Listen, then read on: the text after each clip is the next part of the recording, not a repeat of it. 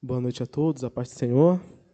Como já projetado, Apocalipse 22, só o versículo 17.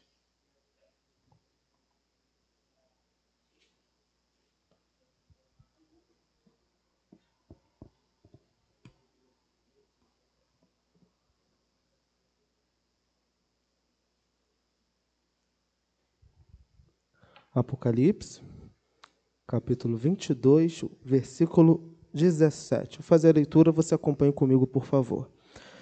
O Espírito e a noiva dizem, vem.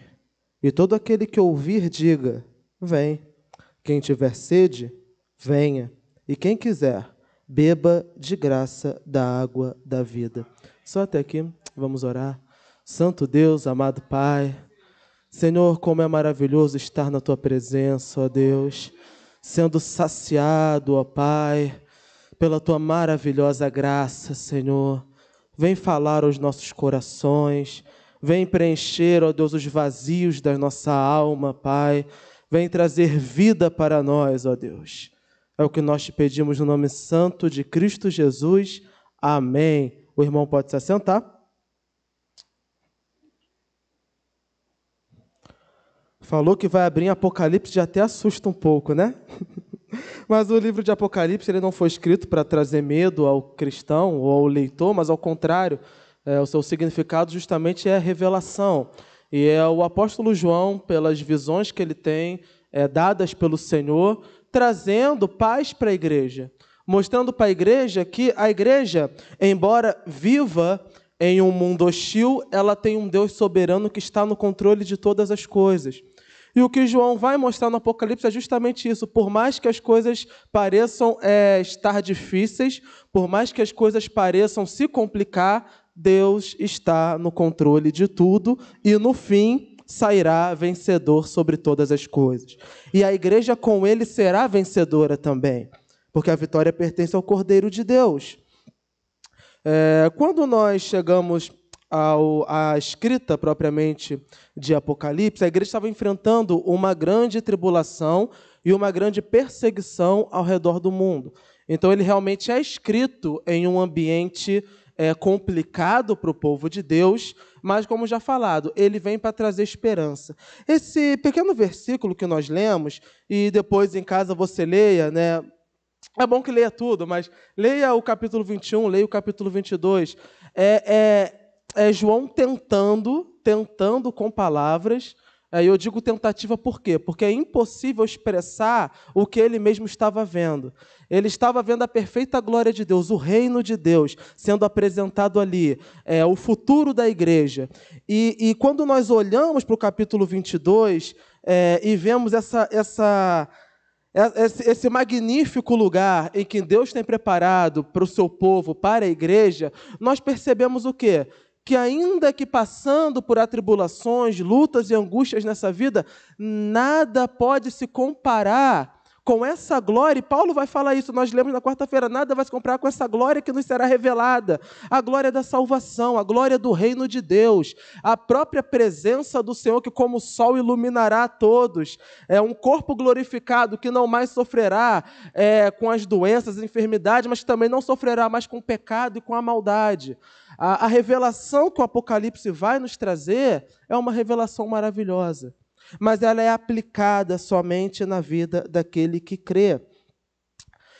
Quando nós lemos aqui todo o capítulo 22, nós vamos ver em alguns versículos o Senhor dizendo que Ele é o alfa e o ômega, o princípio, meio e fim de todas as coisas. Precisamos entender que tudo o que foi criado por um Deus que tinha poder absoluto, não apenas para criar, mas para coordenar e governar todas as coisas. Como foi pregado hoje pela manhã, o Senhor não apenas criou as estrelas, Ele sabe exatamente o nome de cada uma, Ele rege elas, Ele vai reger a natureza, Ele vai reger a vida humana, conduzindo a história da humanidade. O Senhor está verdadeiramente no controle de todas as coisas. Então o mundo foi criado por um Deus perfeito, e o mundo era perfeito, o ser humano era a imagem e semelhança de um Deus perfeito. Mas aí na humanidade entrou o pecado, que não nasce de Deus, mas nasce justamente do desvio do ser humano da vontade de Deus. Daí vai se originar o quê? A maldade que nós vemos hoje. Por que o ser humano faz tantas maldades? Por que a sociedade é tão egoísta? Por que as coisas parece que sempre fluem para o mal, em benefício para o mal? É o pecado, que é o desvio da vontade de Deus. Todos nós, toda a humanidade foi manchada pelo pecado. E cada área da nossa vida tem certos desvios da presença do Senhor, tem certos desvios da vontade de Deus que nos conduzem a caminhos ruins. Por que a gente se enrola todo no cartão de crédito no fim do ano? Não é o Natal propriamente dito, é a maldade do nosso coração, que muitas vezes a roupa é para se exibir, muitas das vezes a ceia é para aparecer para a família. Então, até mesmo as coisas boas, sem querer, são manchadas pelo pecado e muitas das vezes nós não percebemos. Mas o pecado está lá. Às vezes na relação do pai com o filho, às vezes do filho com o pai, às vezes dentro do casamento, ou as nossas relações no trabalho, na sociedade, o pecado está ali. E, infelizmente, ele nos leva sempre para o caminho contrário da vontade do Senhor. E o pecado, vem acompanhado com a morte. A morte acompanha o pecado para onde quer que ele for. Então, se abunda pecado na minha vida, vai abundar morte também. Em algum momento essa morte vai chegar. Não somente a morte física, mas principalmente a morte espiritual, que é a condenação eterna. Então, sempre que eu trilho o caminho do pecado, eu trilho um caminho ruim que vai trazer consequências ruins para a minha vida, porque ele é acompanhado da morte. Mas então Deus, na sua infinita glória, no seu infinito amor, na sua infinita sabedoria, elaborou um plano de salvação maravilhoso, que era enviar o seu Filho unigênito, que assume o nosso lugar, e nós vamos celebrar o Natal. O Natal é isso, é relembrar que o Deus Todo-Poderoso, o Cristo Jesus, o Verbo, aquele que criou e sustentou todas as coisas desde o princípio, ele esvazia-se a si mesmo, vem à terra e, como homem, sofre tudo aquilo que nós sofremos. Sofre dificuldade financeira, porque ele não tinha onde dormir. Ele sofre angústias, porque no Getsemane ele estava tão atribulado, que algumas narrativas vão dizer que ele sangrou, o suor saiu de sangue, tanta agonia. Você pode pesquisar que isso realmente pode acontecer. Há pessoas que passam por isso, que são às vezes estourando de tanta ansiedade, de tanto pavor, diante de algo que pode acontecer. Cristo Jesus, sendo Deus, estava prestes a ser entregue à humanidade para sofrer, para ser humilhado, para ser martirizado. Durante os evangelhos, nós vemos uma narrativa que é simples, por assim dizer, não acontece nenhum milagre aparente, mas que é tão linda e tão reveladora, que é quando Cristo Jesus conversa com uma mulher samaritana. Os samaritanos eram um povo mestiço, então eles eram judeus misturados com outras etnias, com outras raças, e por isso eles eram desprezados pelo povo judeu. E só o fato de Jesus, sendo um judeu legítimo, conversar com uma samaritana, já demonstrava o seu amor, a sua graça, que alcançava todo tipo de pessoas. Mas mais do que isso, para aquela mulher ele ofereceu algo. Ele ofereceu água da vida. Ela estava no poço, ela estava puxando água para si, e ele disse para ela, olha, você bebendo dessa água vai tornar a ter sede. E é verdade, não é? A água física, ela nos sacia momentaneamente, e é uma das sensações tão boas, que você está cheio de sede, chega em casa, abre a geladeira, pior quando não tem água na geladeira, tem que beber do filtro mesmo, mas abriu ali, toma aquela água gelada, traz um refrigério, mas em pouco tempo o seu corpo vai pedir mais. E Jesus traz essa lógica simples para aquela mulher, olha, você vai beber dessa água, mas vai tornar a ter sede. Já eu tenho uma água, se da qual você beber não tornará a ter sede, porque é uma água viva. Aqui em Apocalipse nós vemos novamente esse termo sendo trazido. O versículo 17, vamos ler de novo. O Espírito e a noiva dizem, vem. E todo aquele que ouvir, diga, vem. Quem tiver sede, venha, e quem quiser, beba de graça da água da vida. O que é essa água da vida que Jesus apresenta àquela mulher? Ele dá uma água literal para ela, ele cava ali um poço, ou então vem uma nuvem do céu e derrama uma água especial para aquela mulher beba? Não. Qual é a água da vida? Ela crê que ele é o Messias Salvador. A água da vida é a salvação da alma. Somente a salvação da alma pode preencher por completo as nossas vidas. Porque o pecado, irmãos, ele não apenas manchou o nosso viver, mas ele também trouxe um vazio para os nossos corações, um vazio que nós tentamos constantemente preencher, mas que não conseguimos. Como nós tentamos preencher esse vazio? Às vezes vamos tentar preencher com coisas boas, vou tentar preencher com a família, por exemplo.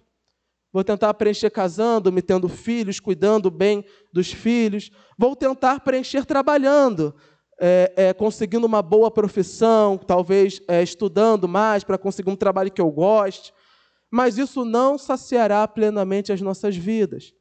Outros vão tentar saciar suas vidas já com coisas ruins, com vícios e pecados mais claros. Mas a verdade é que nada consegue preencher, nada consegue saciar essa sede, essa ausência que nós temos da presença do Senhor. Somente Cristo Jesus pode verdadeiramente saciar as nossas vidas.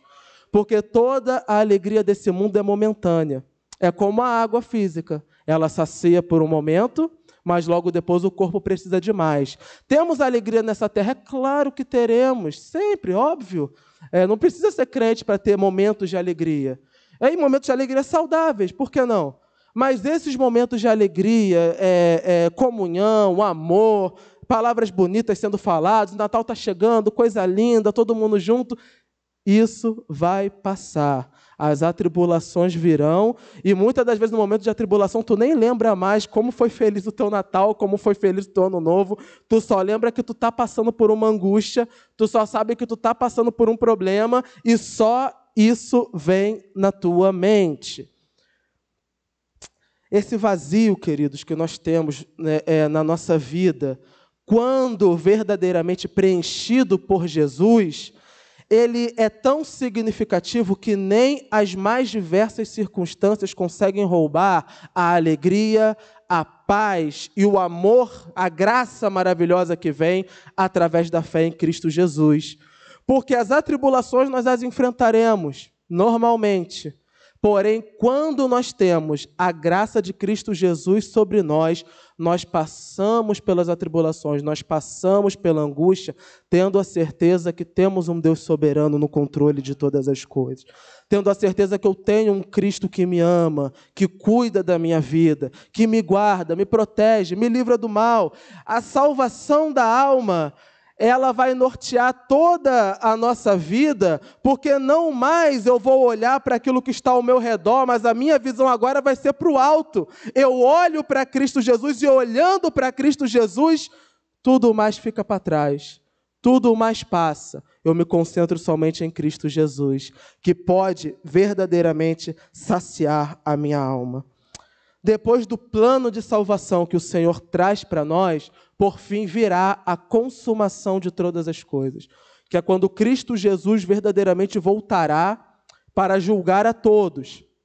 E aquele que creu em Cristo Jesus será chamado por ele para entrar em seu reino. Aquele que o rejeitou, infelizmente, colherá as consequências do pecado, que é a morte, que é a condenação eterna.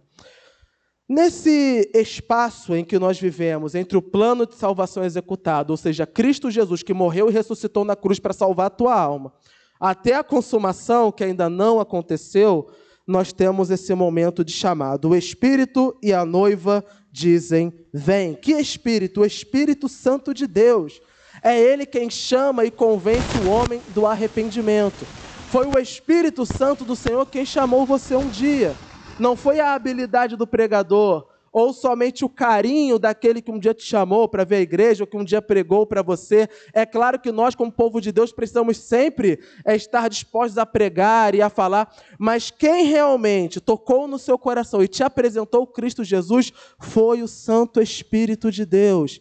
Porque ele aponta para o pecado, mas não com acusação para te humilhar e te botar para baixo, mas ele aponta para o pecado, te mostrando que esse é um caminho ruim e apontando para o único caminho, a única verdade e vida que realmente pode saciar a tua alma, que é Cristo Jesus. O Espírito Santo de Deus aponta para Cristo Jesus. O Espírito Santo diz para você, venha. Mas não somente o Espírito. Acompanhado do Espírito está a noiva. Que noiva é essa? A noiva de Cristo Jesus, a igreja. Aprove a Deus que o evangelho fosse levado pela igreja. Nós, como igreja, temos a responsabilidade não apenas de aceitar, de receber esse evangelho, viver nele, mas também de pregá-lo a outros. Qual é o melhor presente de Natal que pode ser dado a alguém? É você verdadeiramente fazer com que a pessoa entenda o que Cristo Jesus fez na terra e o que continua fazendo nas almas. Cristo Jesus veio para salvar os pecadores do inferno. E nós, igreja, temos a responsabilidade de pregar isso a outros. O Espírito diz vem, e a noiva também diz vem. A noiva de Cristo Jesus, a igreja, nós que fomos chamados por Cristo para vivermos com Ele eternamente. Para quem é esse chamado? E todo aquele que ouvir, diga, vem. Quem tiver sede, venha, e quem quiser, beba de graça da água da vida do Cordeiro. Quem tiver sede, quem tem sede? Toda a humanidade tem. Todos nós temos necessidade de Cristo Jesus. E talvez você possa olhar para a sua própria vida e, quem sabe, compará-la com a vida de outros. E olha, mas eu tenho uma vida regrada, eu sou uma pessoa boa, eu sou um cidadão honesto. Quem está precisando de Jesus é quem está lá na cadeia. Quem está precisando de Jesus é quem está mergulhado nos mais perversos pecados. Eu venho trazer uma má notícia para você. Todos nós, sem exceção, estamos mergulhados em um mar de pecados. E eu posso trazer alguns exemplos claros para você. Talvez você nunca tenha matado alguém, mas provavelmente em algum momento já passou pela tua cabeça, se essa pessoa... Principalmente na época da eleição. Mas em qualquer tempo. Talvez você nunca tenha adulterado, mas Jesus vai falar, só de olhar para alguém com uma intenção duvidosa, já há o adultério no coração. Então, quando nós vamos nos aprofundando na palavra de Deus, nós vamos percebendo que, infelizmente, nós não somos as pessoas boas que nós acreditamos que somos. Ao contrário, o Espírito Santo vai mostrar e deixar claro para nós que nós não somos tão bons assim. Mas há, junto com a verdade que eu não sou tão bom, uma mensagem maravilhosa. Que Deus, mesmo sendo justo, santo e perfeito, e mesmo olhando e sondando o meu coração, olhando aquilo que eu não revelo a outros, aquilo que está dentro do meu coração, a toda a maldade, todo o pecado que eu penso, aquilo que eu imagino, aquilo que passa tão rápido na minha cabeça que não dá nem tempo de eu me arrepender, que o Senhor já sabe. Ainda assim, Ele me amou e me apresentou um caminho para a salvação, Cristo Jesus. Através de Cristo Jesus, eu, mesmo com todos os meus pecados, mesmo com todos os meus erros, mesmo com todas as minhas falhas, eu lhe garanto que são muitas, posso ser salvo sim, porque Cristo Jesus me amou. O chamado a quem tem sede é para você, é para mim, é para todos nós. Porque nós ansiamos, nós carecemos, nós precisamos da graça do Senhor. Porque sem a graça de Cristo Jesus, nós vamos morrer. Sem água eu vou morrer. Sem Cristo Jesus, eu irei morrer também. Quando Cristo Jesus me convida a beber dessa água da vida, Ele está me chamando para crer na sua obra. Eu entendo que Cristo Jesus morreu na cruz por mim, que sou pecador. Eu creio nesse sacrifício. E essa fé vai me levar ao meu arrependimento. Eu me arrependo dos meus pecados. E eu confesso, Jesus Cristo é o Senhor. Isso vai me livrar das minhas angústias? É claro que não. Uma pessoa talvez perdida no deserto e encontre um manancial de águas. Ele vai matar a sede. Mas e o sol? E a areia incomodando? O problema ao meu redor não vai sumir. Mas eu não vou morrer, porque eu tenho água para me saciar. Em Cristo Jesus eu sou livre da morte. Ainda que eu enfrente as piores adversidades, nele eu encontro vida e vida em abundância, porque a sua paz excede todo o entendimento, porque o seu amor é sem igual, porque o seu poder me sustenta e a sua graça me fortalece para que eu resista às atribulações da vida e possa ainda assim declarar: sou feliz em Cristo Cristo Jesus. Felicidade plena, vida plena, somente em Cristo Jesus. Somente em Cristo Jesus.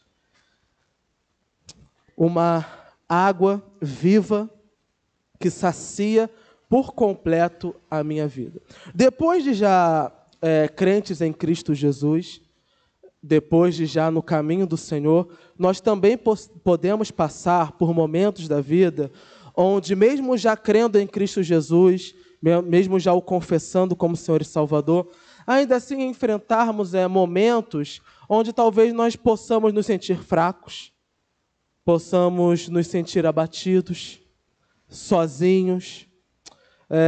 Nós mesmos, como servos de Deus, podemos passar por momentos em tentar preencher a nossa vida com coisas que não são a graça e a misericórdia de Cristo Jesus e vamos fracassar nisso, mas por que isso acontece? Isso acontece, irmãos, quando nós deixamos de seguir o saudável para cair naquilo que não é. Que é um exemplo claro, nós todos sabemos que precisamos de água para o nosso organismo. Mas vamos ver, será que nós bebemos a quantidade de água necessária, recomendada todos os dias? E tirando a água, quanto líquido sujo, é que eu boto refrigerante, boto suco industrializado, quanto lixo nós não colocamos no nosso próprio corpo, mesmo sabendo que a água é o mais saudável, que ela é a única que nós deveríamos estar tomando. A vida espiritual é a mesma coisa. No fundo, nós sabemos, Cristo Jesus é o alvo, Ele é o centro, e nós cantamos, Ele é tudo, mas infelizmente nós somos tão teimosos, mas tão teimosos, que mesmo com uma água da vida jorrando para nós, ou seja, Cristo Jesus se oferecendo sua graça, oferecendo sua misericórdia, ainda assim nós corremos atrás daquilo que não presta. E o que não presta? Tudo aquilo que o diabo e o mundo lançam sobre nós. As alegrias momentâneas, os prazeres terrenos que nós sabemos que vão desviar da presença do Senhor. Nós constantemente, mesmo já tendo a noção, mesmo já tendo a ideia do chamado, ainda assim damos essas escorregadas. Então, o que fazer? Você precisa entender que essa água da vida não apenas é oferecida a você, mas ela é literalmente dada a você. Porque esse convite que o Senhor faz, ele é um chamado, quem quiser, beba de graça da água da vida. Se ele lançar apenas para o ouvinte, jogando ao vento, ninguém vai querer, a começar por nós. Ninguém quer. E ele fez o chamado ao povo de Israel. O povo de Israel não quis. O Senhor Jesus, ele tem uma parábola, uma historinha, onde um rei ele vai dar uma grande festa.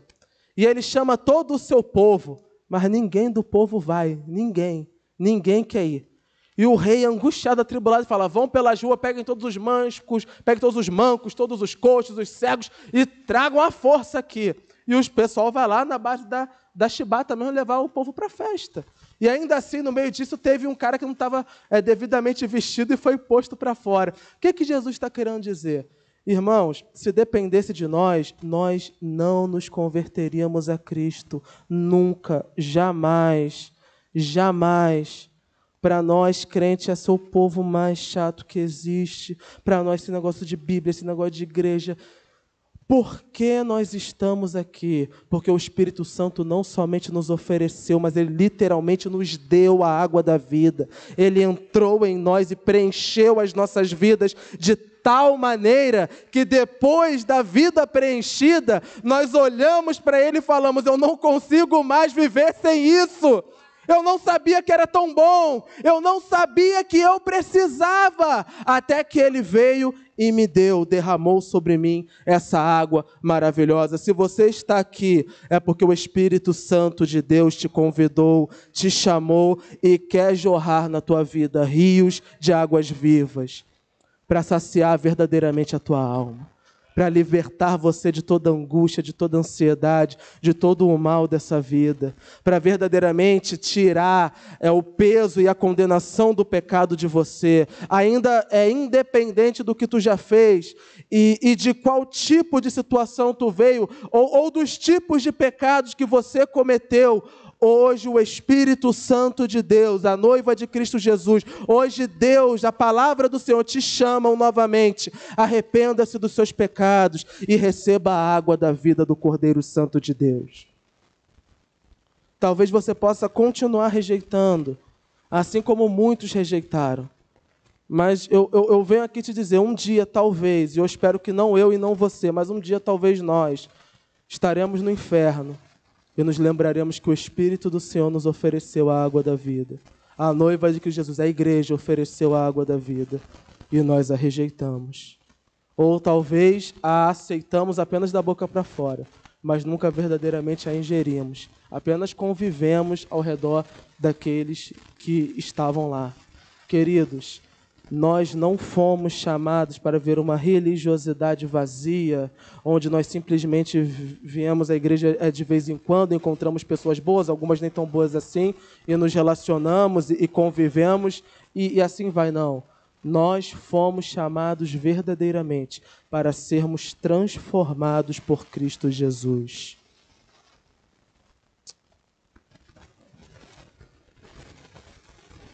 Quantas vezes o Espírito Santo já não te chamou para tomar dessa água? Talvez você possa, dentro do seu coração, estar pensando, mas eu já recebi o chamado, eu já tomei dessa água, eu já creio em Cristo Jesus, e está tudo certo, a minha vida está caminhando bem. Amado irmão, a nossa caminhada cristã, ela não se limita apenas ao dia ou à hora em que nós, ainda que de coração sincero, nos rendemos a Cristo Jesus. Ela é uma caminhada que vai durar até a nossa morte física ou até a volta de Cristo Jesus. Todos os dias, constantemente, eu preciso me arrepender dos meus pecados, confessar a Cristo Jesus como meu Senhor e Salvador e implorar, clamar, de joelhos e rosto em pó. Senhor, dá-me dessa água, porque senão eu vou morrer. Pense, talvez, traga à sua mente, você, aqueles que são pais, seu filho, alguém que você ama muito, sedento, passando fome e sede. E de repente você chega diante de alguém que pode saciar a tua fome, pode saciar a sede do teu filho que está para morrer, da tua filha, da sua esposa, do seu esposo. Você não vai implorar para essa pessoa para te dar um pouco de água, um pouco de comida?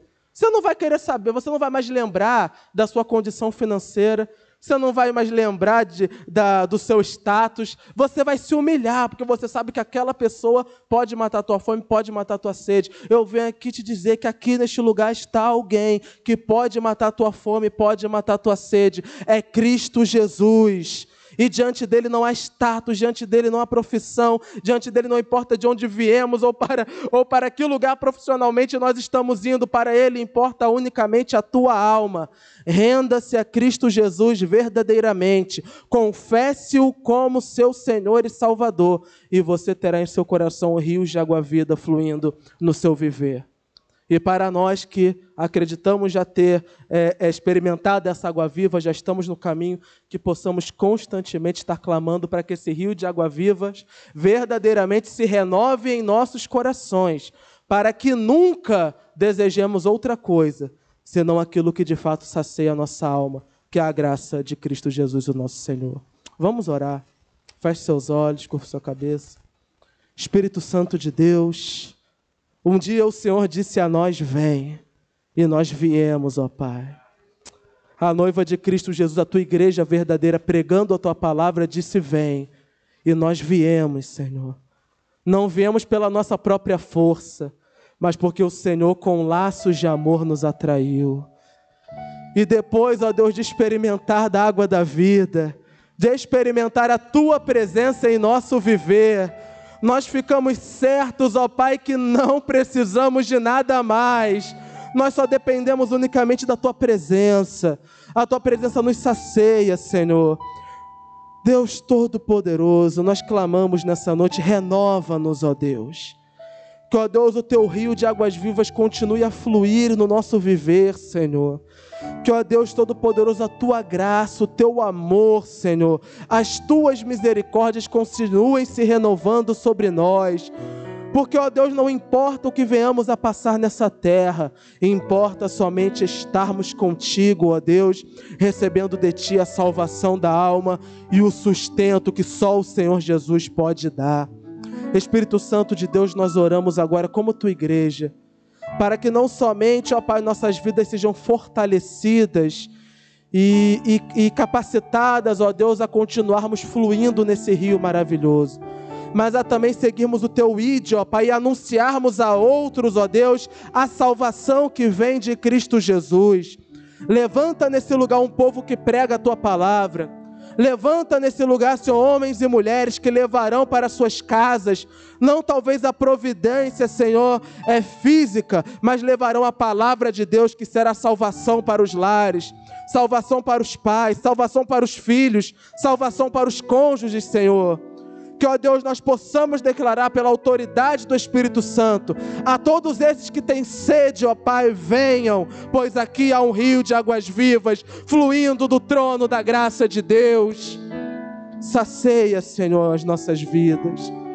Sacia-nos, ó Deus, ao ponto, Senhor, de não mais olharmos para as ilusões desse mundo, mas a vivermos contentes na Tua presença, reconhecendo que em Ti nós temos tudo o que precisamos. Guia-nos, Senhor, nos Teus caminhos, pois os Teus caminhos são bons, perfeitos e agradáveis. Ó Senhor, nós Te agradecemos, louvamos, adoramos e engrandecemos no santo nome de Cristo Jesus. Amém e amém.